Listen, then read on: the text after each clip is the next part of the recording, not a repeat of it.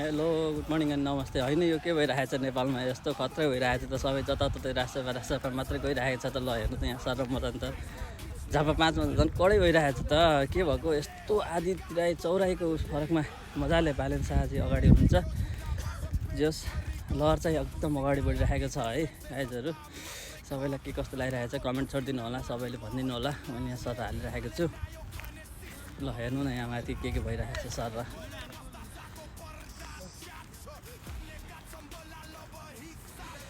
Oh my God. ल चलिरहेछ है मजाले। के छ हजुरकोतिरको अवस्था सर र कमेन्ट गर्दै जानु होला, भन्दै जानु होला।